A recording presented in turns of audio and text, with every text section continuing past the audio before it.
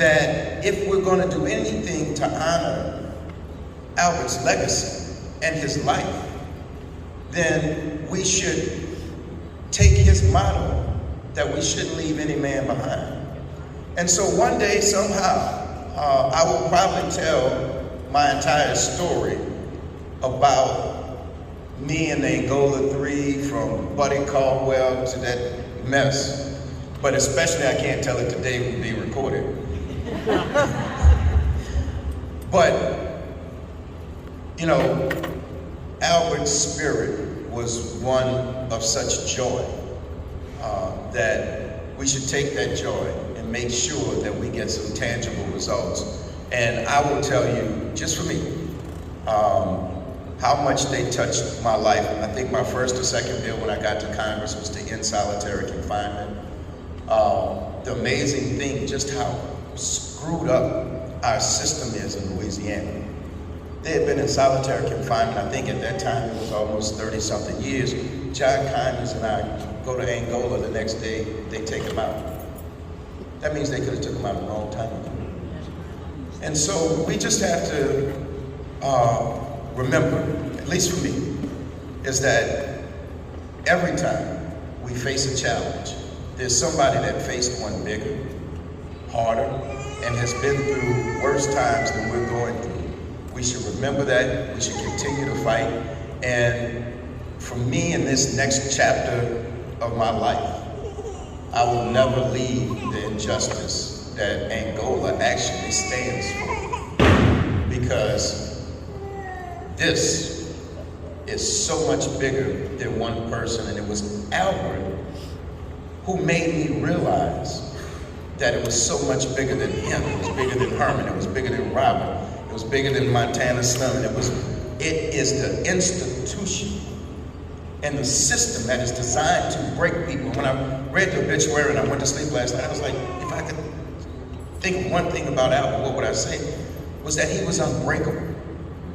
He didn't let the system that was designed to break people, destroy your spirits, he didn't let it do either. Because he kept that beautiful spirit, he kept his fight, and I am so happy to be here and be able to say that when he left a free man.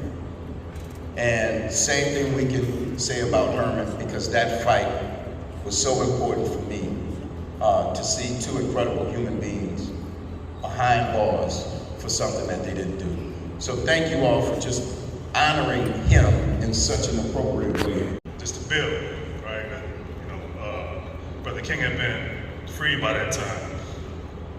You know, I never thought, man, like in a million years I'll be going up to Angola State Penitentiary to visit anybody, really. You know, they got friends and family and friends and whatnot, but just never thought I'd be going, right? But the wisdom, you know, building with these brothers, the wisdom that they imparted on us was astonishing. To him, he told me to conquer what you can and resist what you can't. I think that's profound. I apply that to life. Rest well, brother Albert Woodfox. Rest well, brother Herbert Wallace. Give thanks.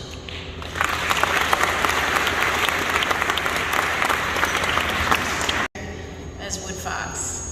So these are definitely brothers, and it was really important that Zulu's voice be part of memorializing Woodfox. Okay, you want to try this, Bryce? Zulu, like we did this morning, the ones and twos. Okay, you ready? Testing. Okay, yeah. 1, 2, 3. Y'all hear him? Yeah. All right, let him know.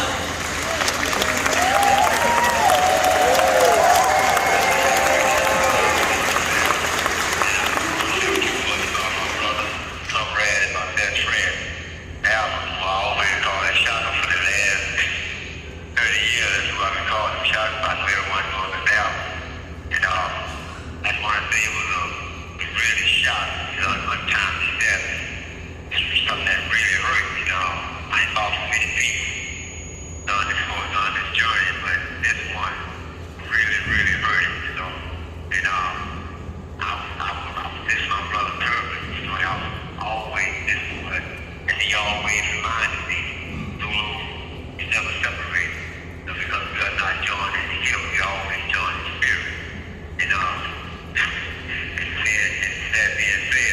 you know, I still remember the first time that we met, not for more than years. And I stayed on the gym for a couple of days. He come out one day out and said, Devontae Bryant was killed 2 blocks from our home. He was shot in the back of the head while texting myself and his other god brother, Douglas. And although I can't remember very much in the immediate aftermath of that horror, I remember laying on the ground and someone putting something cold around my neck and someone else putting something up my nose and looking up and seeing all of these faces, and I just wanted to be out of agony. And I locked eyes with Sarah Quintana, and my first words were, "Call Woodfox." I wanted to be able to connect with somebody who could understand pain that was so abject and so debilitating, like losing my baby. But also someone like King, like Malik, like Rico, like Walimu, like JT, who could transform and transmute and alchemize that pain into progress. And that is who you represent in this struggle, or what you represent. So Sarah called Woodfox, and the next morning, you know, this is 2020, we have no vaccines, people are afraid of each other. Les and Fox rocked up first thing in the morning. And before he could put his arms around me, he said, "You can't argue with the ancestors." You can't argue with the ancestors. They needed that young soldier at the table, Jackie. And although it didn't make sense, and I called, I was like, well, shit, who talks to ancestors? I called Sunny right away, and I was like, Sunny, can I argue with them, Sunny Patterson? And she was like, you sure can, but it ain't gonna get you anywhere, right? And it took me all this time to understand exactly what he meant, you know, to be at the table with ancestors, and to accept that. And so when Les called me to say, Woodfox's body is failing him, come home, you know, those moments I had with him in the hospital where I was like, you can't argue, Fox. And at that table is Devontae Bryant, is Miss Ruby, is Violetta, is Michael, is Hooks, is George and Jonathan Jackson, right? Is Marcus Garvey, is Fred Hampton, then Mark Vesey, John Brown, Harriet Tubman, Sojourner Truth, Shaka Zulu, and CK. And that seems like a pretty fucking great table, right? Something for all of us to look forward to. And so, a moment of loudness, if y'all would, please.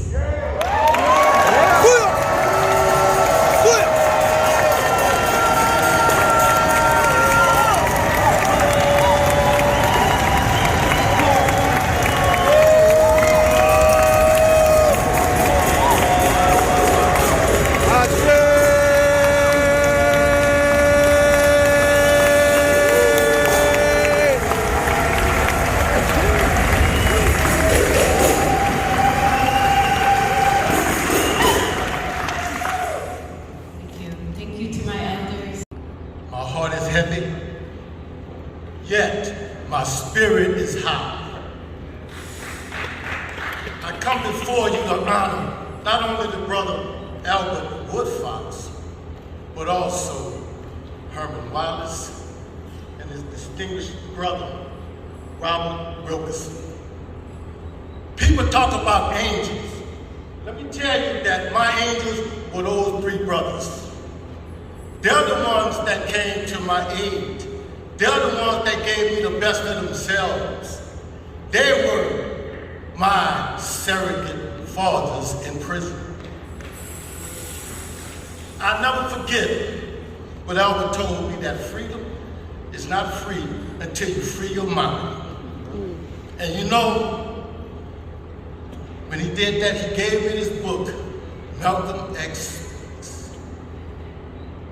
That was one of the first introduction that I had when it came down to reading anything about Malcolm X. But I want you all to know that Albert, Herman, and Robert was quite inspirational. When I went to prison, I didn't know anyone. When I went to prison, I only remember the things that they said, the horrible things that they mentioned about Angola. I was a young kid, youngest child on death row in the United States. Had an execution date.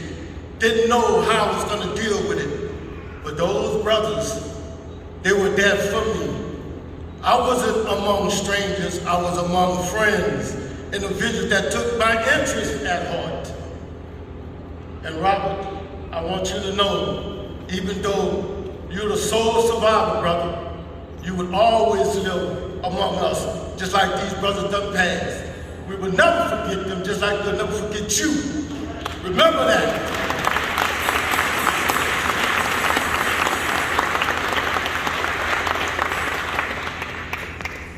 I traveled 2,000 miles to be here this day. And for a reason.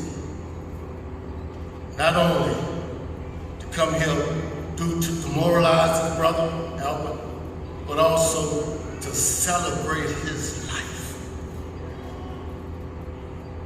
The day I got out, April 29th, 2016, 24 hours later, Albert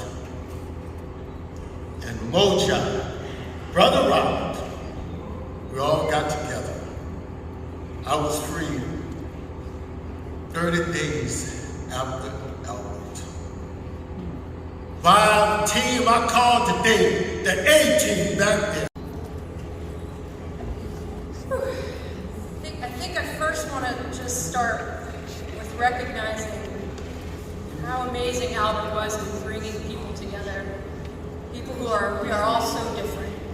We come from all over the world, all over the country, different class, race, gender backgrounds, different sexualities.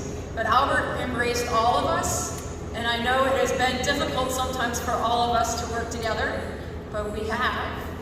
We helped free Albert Woodfox. And I think we all should recognize that. This was a joint effort.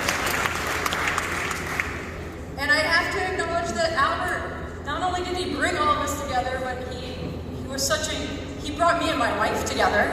And so my life is enriched and better and amazing because he helped my relationship with Jen Vitry grow and blossom, and now I have an amazing wife and an amazing son, and my life wouldn't be the same without them. And I do want to recognize Jen, who was Albert's investigator, who helped get him free as well. So, like Jackie, I first learned, or she recognized Malik, I first learned who Albert Woodfox was at Malik Renew's house. And Malik, I wanted, and all that I remember I remember who was there. Bracken was there, Gail was there, Jackie was there, Sheila was there, Mr. Whitmore Penny, we heard from Zulu, his father was there. And I remember Albert talking about the Bolivian water war and the struggle to deprivatize water that the Bolivian people in Cochabamba went through. And I was like, this is an international warrior. This man is so smart, and he will connect all of the movements for struggle for social justice, for equality, for environmental justice, to the fight to free him. And I wanted to recognize that he was so good at placing what we were doing again for abolition here in Louisiana in the greater struggle for a better world. And now I kind of want to lighten it up just a little bit. Some things that I remember about Albert, that Albert loved nature. He oftentimes watched, I don't remember exactly the channels, it was either National Geographic or Animal Planet. He loved animals, which those of you who know me know I really like dogs. Albert also really liked dogs.